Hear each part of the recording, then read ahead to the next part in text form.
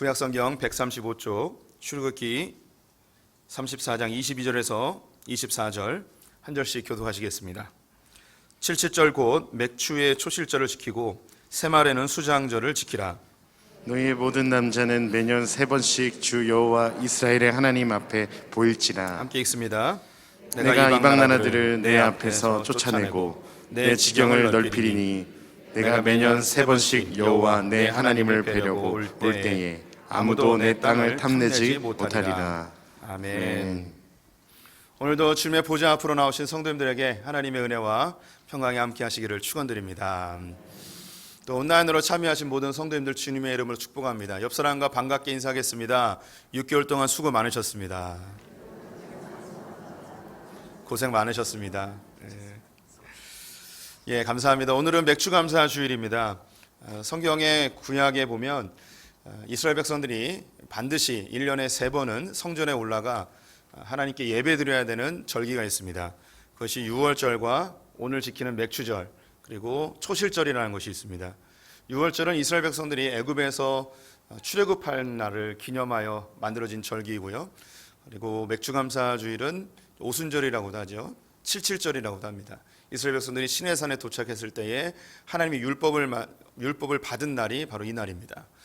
그리고 초막절은 이스라엘 백성들이 가나안 땅에 들어간 이후에 광야의 40년 세월을 기억하도록 하신 하나님의 절기입니다. 이것이 가나안 땅에 정착하며 조금 더 확장되는데요. 유월절은 애굽에서 나온 것을 여전히 기억하는 것이고, 맥추절은 첫 수확의 열매를 주님께 드리는 것이고, 초막절은 마지막 모든 추수를 마친 다음에 주님께 드리는 감사의 예배였습니다. 이것이 예수님이 오셔서 구약의 절기가 완성이 되는데요. 유월절은 부활절로 완성이 되었고요. 이 맥추절은 성령 강림절로 완성이 되었습니다. 성령 강림절은 신약교회가 시작되면서 처음으로 복음이 전해지고 많은 사람들이 주님께로 추수되어지는 그 현장이었습니다. 이제 마지막 초막절이 남아있는데 이 초막절은 아직 완성되지 않았습니다. 오늘날로 이야기하면 추수감사 주일인데 예수님께서 마지막 재림하실 때에 이 땅에 있는 모든 믿는 자들을 대추수의 시기가 있을 것입니다. 다 추수를 마친 다음에 우리의 처소가 되어지는 새 예루살렘으로 들어가게 되겠죠. 그때 이 초막절이 완성이 되어집니다. 오늘은 그 중에서 이제 맥주감사 주일인데요. 이스라엘 땅에는 지금도 여전히 비가 굉장히 조금 내립니다. 평균 1년 강수량 600mm 정도밖에 되지 않습니다. 우리나라 한번 폭우가 내리면 600mm 정도 내리는데 굉장히 척박한 곳이죠. 그들은 이제 10월에서 11월 사이에 이른비라는 때가 있습니다. 이때 비가 조금 내리면 땅이 촉촉해지면서 기경을 할 수 있게 됩니다. 씨를 뿌리면 그 다음에 3월과 4월경에 늦은 비가 옵니다. 그러면 열매들과 곡식들이 자라면서 이 늦은 비의 수분을 먹고 알곡이 튼실하게 이제 맺혀지게 되는 것이죠. 그때부터 이제 추수가 시작이 됩니다. 이 3, 4월쯤에 6월절이 있고요. 6월절이 지난 다음에 이제 보리추수가 시작이 됩니다. 보리추수를 한 다음에 한 50여일 동안 추수가 진행되는데 마지막 밀추수까지 마치면 그때 이제 오순절 맥추감사 주일을 하나님 앞에 드리게 됩니다. 오늘날 현대 교회나 한국 교회는 보리나 밀을 많이 추수하지 않죠. 우리 성도님들에게 사실 맥추감사가 그렇게 마음에 와닿는 그런 절기는 아닙니다. 그럼에도 우리 믿음의 선배들이 이 맥추절을 우리의 절기로 지키는 중요한 2가지 이유가 있는데요. 첫 번째는 이 맥추절이 오순절 성령 강림절과 맞닥뜨려 있기 때문입니다. 오늘은 그 이야기는 하진 않겠고요. 두 번째 이유가 지난 6개월 동안 베풀어 주신 하나님의 은혜에 대해 감사하는 절기로 감사하자라는 의미로 이 절기를 계속해서 지키고 있습니다. 어떤 교회들은 이제 맥추감사주의를 지키지 않는 교회들도 있고요. 오히려 성령 강림절을 더 의미 있게 지키는 교회들도 있습니다. 또 어떤 교회들은 아예 2개를 다 안 하는 경우도 있고요. 우리 교회는 성령 강림절은 지키지 않고 이제 맥추감사주의를 이렇게 의미 있게 지켜 나가고 있습니다. 이스라엘 백성들은 매년마다 이제 3번씩 하나님께 나오도록 되어 있는데 유월절과 맥추절, 초막절입니다. 이때 하나님께 나오는데 그냥 나가면 안 되겠죠. 그들이 가지고 나가야 될 예물이 있었습니다. 6월절에는 어린 양을 한 마리 데리고 나가야 되고 맥추절에는 밀과 보리의 추수를 가지고 나갑니다. 첫 열매를 가지고 나가는 것이죠. 그리고 초막절에는 추수를 다 마친 다음에 그 풍성함을 가지고 주님께 나아가도록 되어 있습니다. 그래서 오늘 이제 맥주감사 주일이기 때문에 우리 성도님들이 지난 6개월 동안 열매 맺은 그 결과들을 주님께 가지고 나오는 것이 마땅할 줄 압니다. 이렇게 설교하면 우리 목사님이 헌금 강조하나 보다, 뭐 요즘 어려운가, 뭐 이렇게 이해하시는 분이 있으실 텐데 맞아요. 예, 헌금 강조하는 거예요. 예. 우리 성도님들께서 이런 절기 때에 하나님 앞에 내 물질을 드리면서 이 절기의 의미를 깊이 되새겨야 해요. 성경은 이미 너희의 물질이 있는 곳에 마음이 있다고 이야기하였습니다. 그냥 오늘 뭐 맥주감사 주일이구나, 그냥 오늘 보리쌀 받고 제육 먹고 그냥 감사하면 되지, 이 정도로 끝나서는 안 됩니다. 우리 성도님들이 하나님 앞에 반드시 감사의 표시를 하셔야 돼요. 근데 그 가운데 우리가 드릴 수 있는 것이 있다면 드려야 됩니다. 우리 성도님들에게 많은 액수나 뭐 대단히 큰 예물을 드리라 이런 얘기가 아니고 우리의 마음을 하나님께 드리는 그런 표현이 반드시 필요하다는 것이죠. 우리 성도님들 6개월 동안 하나님의 은혜로 이 자리까지 오셨습니다. 사건과 사고로부터 구별해 주셨고, 우리 성도님들이 수고하고 땀 흘린 것에 대한 열매를 허락해 주셨고, 아름다운 가정을 유지시켜 주셨고, 또 우리 성도님들이 다닐 수 있는 직장 주셨고, 또 함께 믿음 생활할 수 있는 공동체를 여전히 허락해 주신 것이 우리에게 얼마나 큰 감사의 제목인지 모릅니다. 우리 성도님들 개인적으로는 또 지난 6개월 동안 어떤 감사의 제목이 있으십니까? 우리 머릿속으로 한번 생각해 보세요. 이런 기회가 아니면 우리가 특별히 이제 감사할 수 있는 날도 없어요. 그래서 이런 설교를 들으면서 그래도 맞아, 지난 6개월 동안 주님의 은혜가 있었지, 주님의 은혜가 아니었으면 이 자리까지 올 수 없었지, 하나님의 은혜에 대해 감사하는 이 시간만큼이라도 있어야 되는 거죠. 그래서 우리 믿음의 선배들이 이 맥주감사 주일을 절기로 지키도록 하였습니다. 어떤 한 사회학자가 이런 얘기를 했어요. 요즘 시대는 암보다 더 무서운 질병을 앓고 있다. 그것은 곧 감사불감증이란 병이다. 예, 요즘에 암보다 더 무서운 질병이 감사불감증이라는 질병이라고 합니다. 저는 이 말에 100% 공감을 합니다. 지난 몇 년 동안 한국 사회를 보면서 정말 불만과 불평과 분노로 가득 차 있는 것을 느끼게 되었고, 저뿐만 아니라 우리 성도님들도 그럴 거라고 생각이 듭니다. 그래서 작년도 교회 표어가 감사하라였는데 올해 역시 또 감사하라라고 정했던 이유가 뭐냐면, 우리가 감사의 마음을 되찾지 않으면 이 사회는 계속해서 병들어갈 것이라는 생각을 저 스스로도 하였기 때문입니다. 우리가 왜 감사하지 못할까요? 우리가 궁핍하고 부족해서 감사를 못할까요? 사실 우리나라는 세계에서 열 손가락 안에 드는 경제 강국입니다. 뭐 작년에는 7인가 8인가 했죠. 세계에서 7번째, 8번째로 잘 사는 나라예요. 경제적인 순위로 본다면 뭐 10등 안에서 오르락내락 하겠지만, 제가 그래도 전 세계 한 30여 개국은 다녀봤습니다. 근데 이런 나라들을 다 다니면서 제가 느끼는 게 있는데 뭐냐면, 한국이 살기 제일 좋다라는 거예요. 일단 말이 통해요. 이게 너무 좋더라고요. 예. 근데 그 외에도 한국이 살기 너무 좋습니다. 일단 치안이 너무 잘 돼 있어요. 밤 뭐 3, 4시에도 편의점에 갈 수 있는 나라가 흔치 않습니다. 어디서 총 맞을지 모른다는 그런 두려움이 없는 나라가 세상에 흔하지 않아요. 뭐 좀 어렵긴 하지만 여성들도 혼자 밤중에 편의점에 갈 수 있는 나라가 전 세계에 정말 드뭅니다. 얼마 전에 영국에서 뭐 한 전자제품 회사가 한밤중에 여자가 조깅하는 광고를 찍었다가 당장 내렸죠. 영국 사람들이 엄청나게 비난했습니다. 어떻게 여자가 혼자 밤중에 조깅을 하냐고. 근데 우리나라 사람이 만들었나 봐요. 그 광고를. 우리나라는 밤중에 다 조깅하잖아요, 혼자. 예, 거기에 이어폰까지 끼고 한밤중에, 그것도 막 레깅스 입고 막 뛰잖아요. 무슨 용기인지 모르겠어요. 예. 근데도 아무 일도 일어나지 않아요. 가끔 어떤 뭐 불미스러운 일이 벌어지지만 그건 매우 소수이고 너무 안전한 나라입니다. 우리나라는 산이 많아요. 제가 중고등학교 다닐 때는 우리나라의 국토의 뭐 70%가 산이라고, 정말 저주받은 국가라고 뭐 이렇게 얘기를 들었었어요. 그런데 지금 이 산이 있다는 게 얼마큼 복인지 우리 성도님들 다 느끼고 있을 겁니다. 전 세계에요, 지하철을 타고 산에 갈 수 있는 나라는 우리나라밖에 없어요. 정말 산이 많아요. 그래서 그런지 다 스포츠 웨어만 입고 다니는 이 한국 사람들, 해외를 갈 때도 정말 완전 무장해서 에베레스트를 가는 듯이 동남아시아를 가는 그런 분들도 굉장히 많은 걸 보게 되죠. 또 저희 나라에 정말 좋은 게 의료 시스템입니다. 저희 여동생이 미국에 살다가 얼마 전에 한국에 잠깐 들어왔어요. 그런데 지난주에 저희 조카가 교회에서 주는 간식을 먹고 복통이 아주 심하게 와서 온몸이 막 이렇게 굳어버리게 됐습니다. 그래서 새벽 1시에 앰뷸런스를 타고 인근 종합병원에 가게 됐어요. 그런데 제 여동생이 그 자기 딸을 데리고 응급실을 가면서 이 딸을 사느니 죽느니 뭐 이런 고민을 해야 되잖아요. 가면서 무슨 고민을 했냐면 앰뷸런스를 탔는데 이 돈을 어떻게 내지? 병원에 가면 돈이 엄청나게 나올 텐데 이런 생각을 했대요. 그래서 자기 스스로 각오를 했대요. 자기가 가져온 돈을 다 탈탈 털어도 한 200만 원이면 내가 이 병원비하고 앰뷸런스비를 다 낼 수 있겠구나라고 생각을 했다는 거예요. 우리 성도님들도 지금 굉장히 눈이 반짝반짝되고 있어요. 앰뷸런스를 탔는데 왜 돈을 내지? 막 이런 생각을 하고 있는 분들이 있어요. 근데 놀라운 사실, 미국은요 앰뷸런스를 타면 돈을 내요. 한 200만 원 정도 냅니다. 엄청 내죠. 병원에서 이렇게 뭐 좀 꼬매고 좀 주사 맞고 특별히 이제 응급실로 가게 되면 보통 한 200~300만 원 그냥 깨집니다. 그래서 제 여동생이 그래도 한국은 좀 쌀 거라고 생각해서 200만 원까지 생각한 거예요. 그런데 앰뷸런스에 내렸는데 돈 내라는 얘기가 없는 거예요.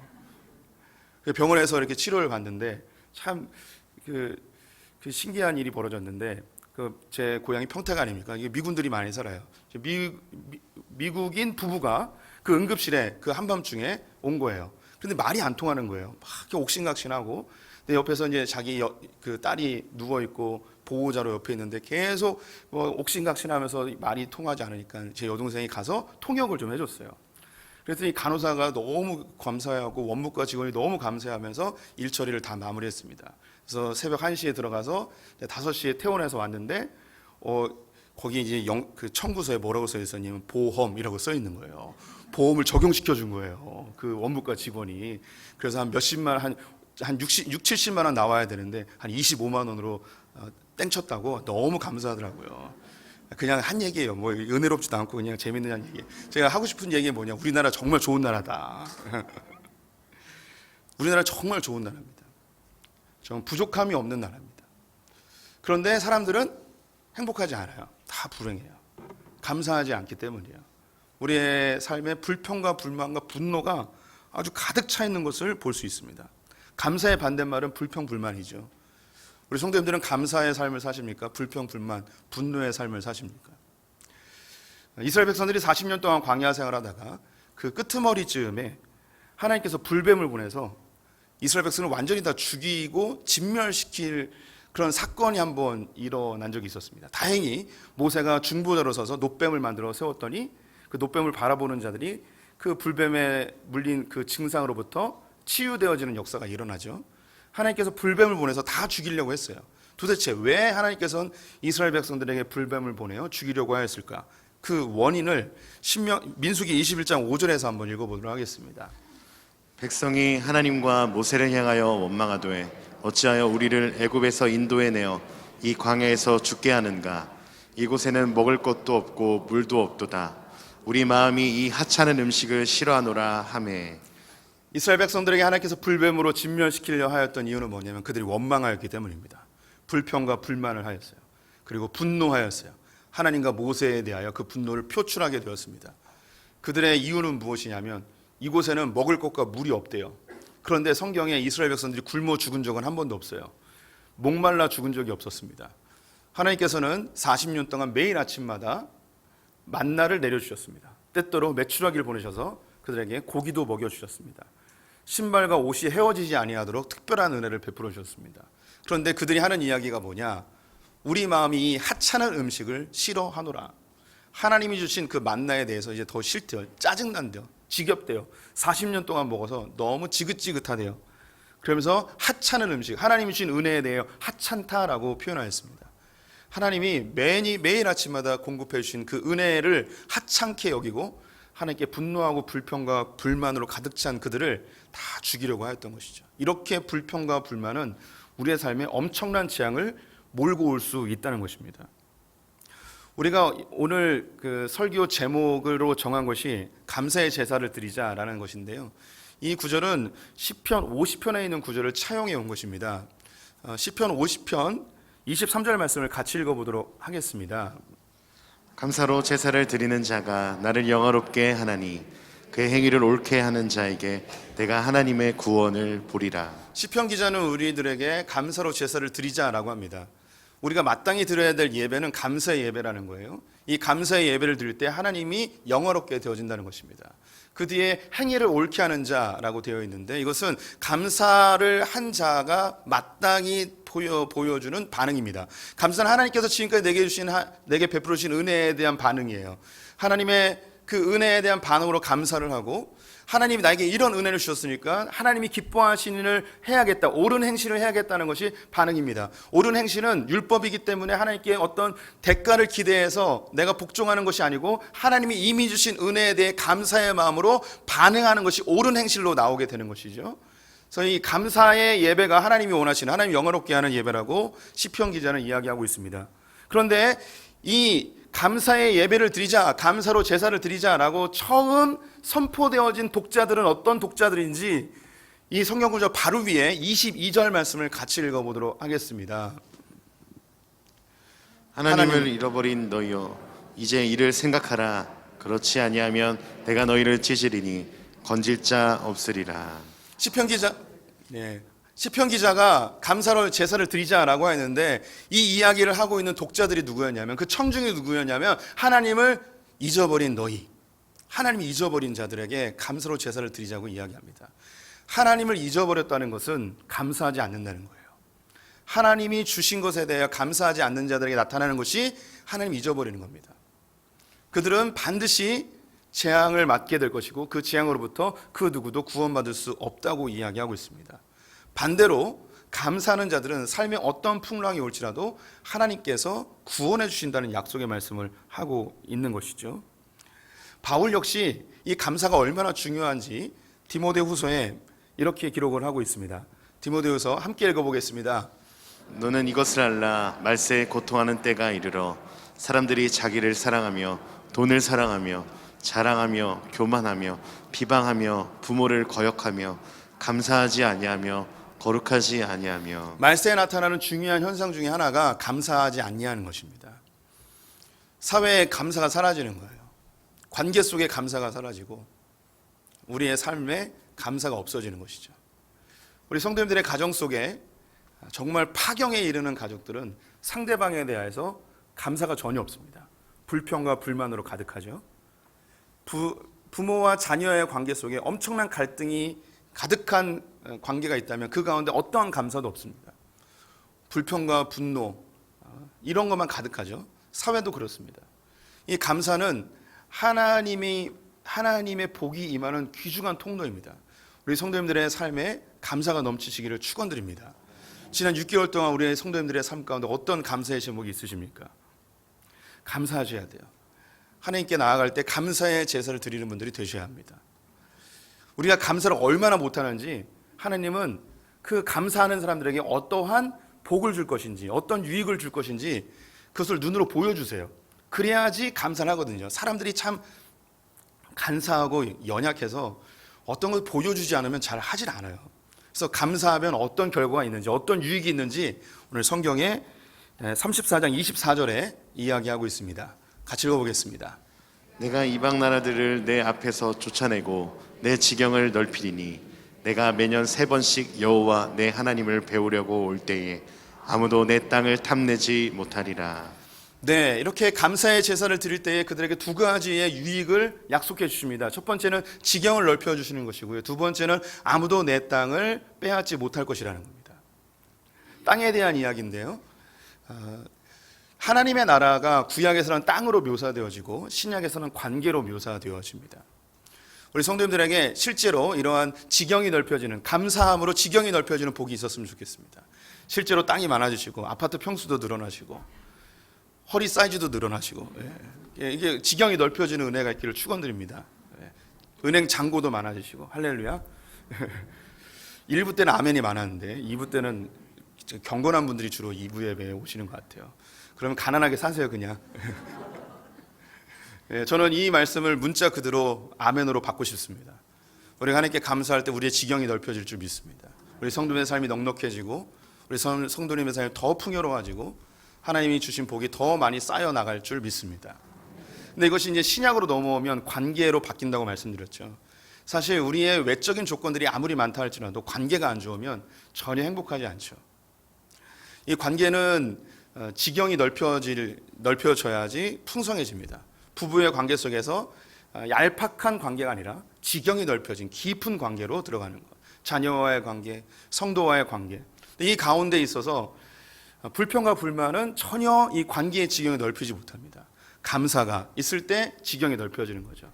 내 배우자에 대해 감사한 마음이 넘쳐나면 넘쳐날수록 이 지경은 점점점 넓어지고 더 깊어지는 것이죠. 자녀의 관계, 교우와의 관계, 나의 직장의 동료들과의 관계 속에서 감사의 마음으로 대한다면, 구체적인 감사를 하게 된다면 이 지경은 점점 넓혀지게 될 것입니다. 그리고 이 넓혀진 지경은 그 누구도 빼앗을 수 없습니다. 환경이 바뀔지라도 이 견고한 관계, 넓혀진 관계는 결코 파괴되어지거나 수축되고 빼앗기지 않는다는 것이죠.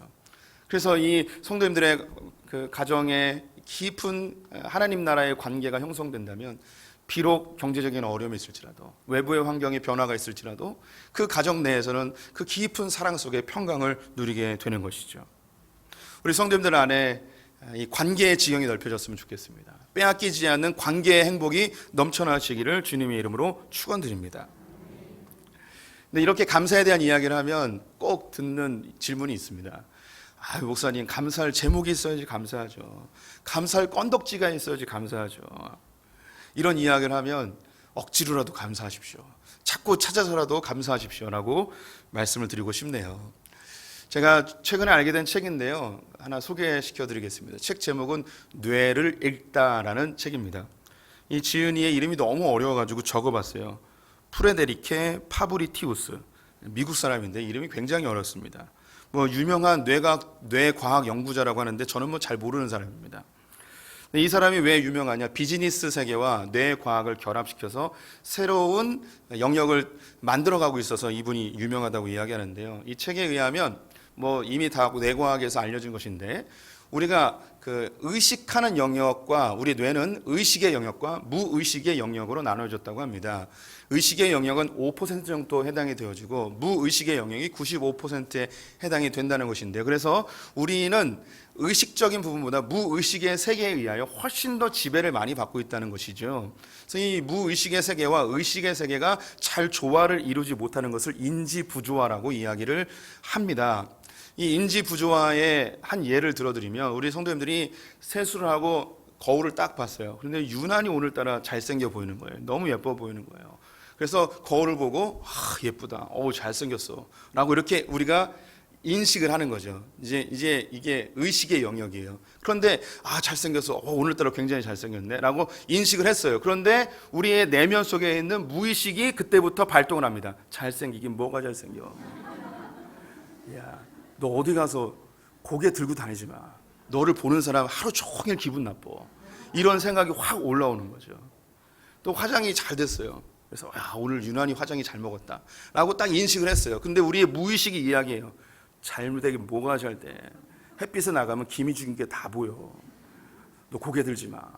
너 흉기야. 이렇게 우리의 무의식이 얘기하는 거예요. 근데 이것이 이 무의식의 세계에 더 많은 지배를 당하기 때문에 우리의 삶에 이 의식하는 부분과 무의식의 부분이 간격이 넓을수록 우리는 스트레스를 받게 되고 우울하게 되고 절망감에 사로잡히게 되어 있습니다. 그래서 이 뇌과학자들이 인간의 행복을 추구하면서 어떻게 하면 사람들이 이런 스트레스와 우울증에서 벗어날 수 있을까? 방법이 뭐냐면 이 의식의 세계와 무의식의 세계의 간격을 최대한 좁히는 것이 행복할 수 있는 비법이라는 것을 뇌과학자들이 알게 된 것이죠. 그래서 한 10년, 20년 전부터 발달한 게 뭐냐면 긍정의 심리학이라는 것이 발전하게 되었습니다. 그래서 내 무의식의 세계에 내가 계속 선포하는 거죠. 넌 잘생겨서 넌 잘 될 거야. 너는 세계에서 가장 멋진 사람이야. 이렇게 긍정의 언어로 내 무의식의 세계에 계속 선포하게 되면 이 간격이 줄어들 것이라는 그런 과학적 이론과 그런 실험 결과들을 보이게 되었습니다. 그래서 우리나라에도 한참 유행했던 책 중에 시크릿이라는 책이 있었어요. 그래서 내가 이야기하면 온 우주의 기운이 내가 말하는 대로 움직여서 내 하는 일이 모두 다 잘 될 것이라는 그런 초절정의 긍정의 심리학이 한국에 한번 휩쓸고 간 적이 있었습니다. 제가 라디오를 통해서 사연을 하나 듣게 되었는데, 이 시크릿을 열심히 읽은 사람이 지하철을 탄 거예요. 그래서 딱 둘러봤는데 앉을 자리가 하나도 없는 거죠. 그래서 제일 착해 보이는 사람 앞에 섰습니다. 그리고 시크릿에서 이야기한 대로 선포하기 시작했습니다. 나는 앉아서 갈 것이다. 내 앞에 있는 사람은 다음 정거장에서 분명히 내릴 것이다. 나는 편안하게 안전하게 앉아서 갈 것이다. 막 이것을 계속 이야기하는 겁니다. 그러자 그 앉아있던 사람이 이렇게 이야기합니다. 나는 끝까지 앉아서 갈 것이다. 나는 종착역까지 앉아서 갈 것이다. 내 앞에 있는 사람은 곧 사라질 것이다. 예, 이 긍정의 심리야, 긍정적 언어가 어느 정도 효과는 있는 것 같긴 합니다. 그런데 이렇게 긍정의 언어로 자기를 계속해서 이 최면을 걸게 되었을 때 주변에서 나에게 어려운 환경이 딱 다가오게 되면 내 마음이 한순간에 무너지는 것을 경험하게 됩니다. 뭐 사람들이 난 잘 될 거야. 나는 10년 뒤에는 세계에서 제일 유명한 사람이 될 거야. 나는 멋져. 막 이렇게 이야기하는데 그냥 지나가는 아주 가까운 사람이 하는 얘기 지랄하네. 꼴값을 하네. 아무리 말해봐도 네가 변하나. 막 이렇게 이야기하는 그 저주 섞인 언어 하나에 한순간에 무너지게 되는 것이 우리 인간의 마음이라는 것이죠. 그래서 이 긍정적인 언어보다 더 강력한 의식의 세계와 무의식의 세계를 결합시킬 수 있는, 가깝게 만들 수 있는 방법이 무엇일까? 뇌과학자들이 연구를 하였고 오늘 보여드렸던 이 뇌를 읽다라는 것에서 가장 좋은 방법이 무엇인지 제시하고 있습니다. 그 방법이 뭐냐면 이미 답을 아셨을 것 같아요. 그 방법이 뭐냐? 감사하는 거예요. 감사하는 거. 그래서 이 뇌를 읽다의 저자가 이렇게 기록을 하고 있습니다. 프레드리 데커가 이렇게 얘기하는데요. 앞에 보여주시면 이렇게 이야기합니다. 세계에서 가장 역사가 오래된 주요 종교들이 대부분 감사를 강조한다는 사실은 결코 우연이 아니다. 감사 요법은 사고를 전환시켜준다 라고 되어 있습니다. 감사라는 것이 우리 뇌 구조를 바꿔버린다는 거예요. 무의식의 세계를 완전히 바꿔버린다는 거죠. 이거는 뇌과학자들이 이미 검증해서 결과가 나와 있는 거예요. 제가 굳이 이제 뇌과학의 이야기를 하지 않더라도 우리 성도님들은 감사의 중요성을 이미 알고 계십니다. 그리고 우리는 성경을 통해서 감사해야 된다는 것을 수없이 들었고 무엇보다도 하나님께서 자기 아들 예수 그리스도를 우리에게 보내주신 그 구원의 감격으로 우리 성도님들은 감사하며 사시는 분들이죠. 그럼에도 불구하고 다시 강조해드리고 싶습니다. 감사는 만사의 유익이 있습니다. 우리 성도님들의 지경을 넓혀주고 우리 성도님들의 땅을 빼앗기지 아니하는, 성도님들이 수고하여서 얻어낸 그 관계의 행복들을 파괴하지 아니하는 아주 중요한 수단이 감사입니다. 감사는 억지로라도 하셔야 됩니다. 우리 성도님들 뭐 요즘 스마트폰에 그 앱 중에 감사 일기, 감사 노트 하면 한 20여 개가 떠요. 그 중에 아무거나 하나 까셔서 하루에 3개나 5개씩 감사 쓰시기 바랍니다. 그러면 이 감사를 하게 되면 우리의 무의식의 세계가 바뀐다니까, 뇌 구조가 바뀌어요. 예, 굳이 그렇게 뭐 바꾸려고 애쓰는 게 아니고 하나님이 감사를 하셨으니까. 그리고 실제로 하나님 우리에게 얼마나 많은 것들을 감사의 조건으로 주셨는지 우리가 바라본다면 우리는 억지로 하지 않아도 감사할 수 있습니다. 그런데 감사를 느끼긴 하는데 표현을 잘 못하잖아요. 그래서 표현하는 연습이 좀 필요해요. 그래서 가장 좋은 방법, 식기도가 아닐까 싶습니다. 밥 먹을 때 하나님께 감사하고 또한 이 음식을 준비한 그 배우자나 그 사람에게 감사하는 그런 식기도 얼마나 중요한지 모릅니다. 또 우리 성도님들이 가정 예배를 통해서 가족의 구성원들 한 사람 한 사람에게 이번 주 한 주에 어떤 감사한 제목이 있었는지 서로 이야기하고 또 존재 자체로 내 앞에 있는 가족의 구성원에 대하여서 감사의 마음을 표현하는 거 굉장히 소중하다고 생각이 듭니다. 어떻게 감사할 것인가? 감사가 아닌 게 한 가지가 있어요. 뭐가 있냐면 비교하면서 감사하는 거. 이건 감사가 아니에요. 하나님, 내 남편이 옆집 남편보다 월급을 더 많이 벌어와서 감사합니다. 하나님, 내 아내가 옆집 여자보다 조금 더 예뻐서 감사합니다. 내 아들이 옆집 아들보다 시험 점수를 조금 더 많이 받아서 감사합니다. 이건 감사가 아니에요. 이렇게 비교하면서 감사하는 건 절대 하면 안 됩니다.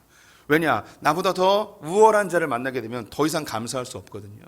그럼 우리는 어떻게 감사하는가? 2가지 기억하십시오. 첫 번째는 하나님이 하신 일에 대해서 감사하는 겁니다. 두 번째는 사람에 대해서 감사하는 거예요. 하나님이 하신 일, 아침 햇살, 시원한 바람, 아주 멋지게 드리워진 노을을 바라보며 펄럭이는 저 잎사귀들을 보면서 감사하는 거죠. 비가 와도 감사, 눈이 와도 감사, 아침에 그 햇살을 보면서 감사, 여름에 장미꽃을 보며 감사, 가을에 떨어지는 낙엽을 보면서 감사. 우리 성도님들 이번 주 한 주 살면서 하늘을 쳐다본 적이 있으신가요? 비를 보면서 어떤 생각을 하셨나요? 또 비야, 아우 짜증나, 빨래 안 말러, 막 이렇게 하십니까? 예.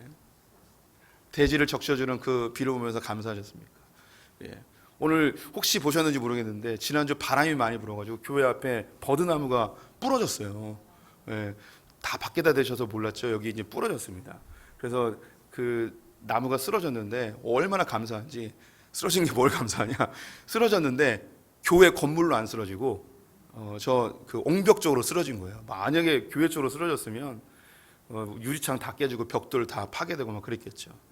그래서 또 그 전화를 드렸더니 소방서에서 와가지고 소방관 아저씨들이 다 잘라주셨어요. 우리나라 얼마나 좋은 나라인지 소방관 아저씨들한테 감사하고 그랬었습니다. 우리 일상 가운데 하나님이 내게 행하신 일들에 감사하셔야 됩니다.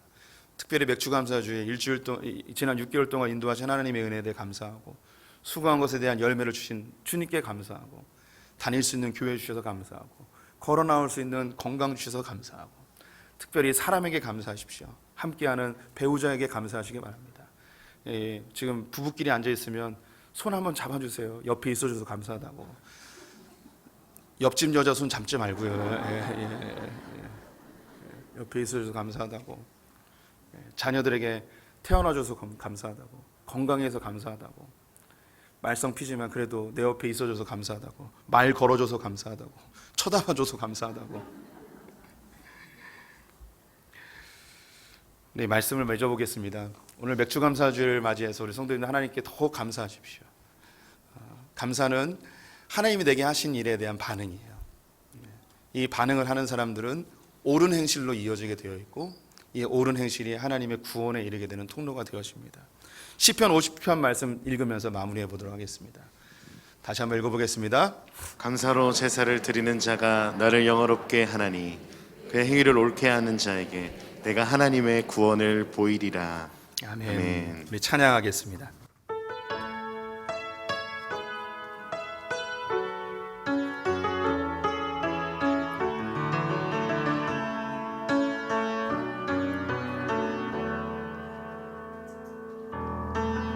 여왔던 모든 것들이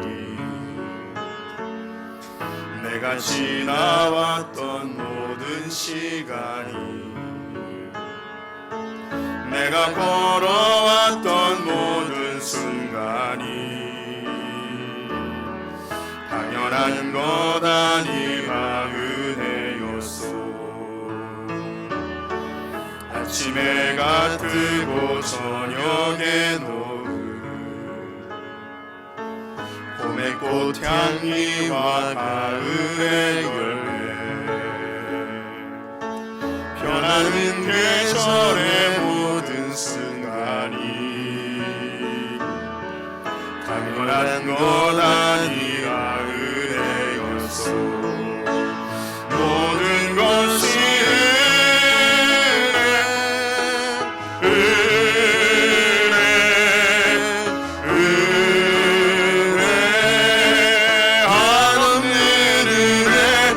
삶에 당연한 것 하나도 없었던 것을 모든 것이 은혜였소. 내가 이 땅에 태어나 사는 것, 내가 이 땅에 태어나 사는 것 어린아이 시절과 지금까지 어린아이 시절과 지금까지 숨을 쉬며 살며 꿈을 꾸는 숨을 삶, 쉬며 살며 꿈을 꾸는 삶 당연한 것 아니었습니다. 당연한 것 아니라 은혜였소. 내가 하나님의 자녀로 살며 내가 하나님의 자녀로 살며 오늘 찬양하고 예배하는 삶, 오늘 찬양하고 예배하는 삶 복음을 전할 수 있는 축복이 복음을 전할 수 있는 축복이 당연한 것 아니라 은혜였소. 모든 것이 은혜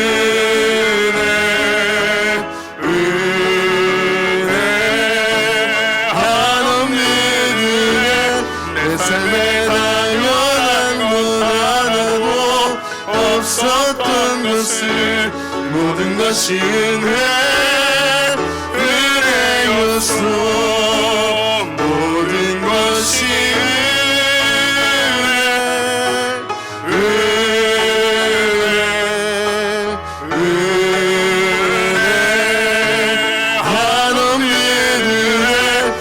삶에 당연한 것 하나도 없었던 것을 모든 것이 은혜였어.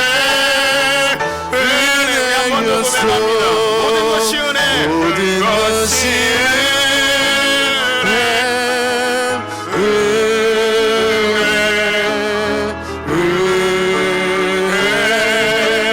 한없는 은혜. 내 삶에 당연한 것 하나도 없었던 것을 모든 것이 은혜였어. 우리 함께 기도를 모았으면 좋겠습니다. 하나님 아버지, 지난 6개월 동안 인도하신 은혜에 감사합니다. 교회 주셔서 감사하고, 좋은 공동체 주셔서 감사하고, 가족들을 주셔서 감사하며, 땀 흘려 일할 수 있는 직장 주셔서 감사하고, 수고한 것에 대한 열매 주셔서 감사합니다. 여전히 우리의 삶에 부족하고 연약한 부분들이 있지만 결국 주님께서 완성해 가실 것을 신뢰합니다. 감사로 제사를 드리는 자가 하나님을 영화롭게 한다 하셨사오니, 하나님, 우리 성도님들이 감사로 제사를 드려 하나님이 주신 그 지경이 넓혀지는 복을 경험하게 하시고, 나의 땅이 빼앗기지 아니하는 주님의 지키심을 경험하게 하여 주시옵소서. 지금은 우리 주 예수 그리스도의 은혜와 하나님 아버지의 무한하신 사랑과 성령의 교통하심이 하나님께 늘 감사의 제사를 드리기 결단한 소풍의 모든 성도들과 우리의 자녀들과 이 대한민국 사회와 저 북에 있는 형제 자매들과 열방의 선교사님들 위해 지금부터 영원토록 함께 계실지어다. 아멘.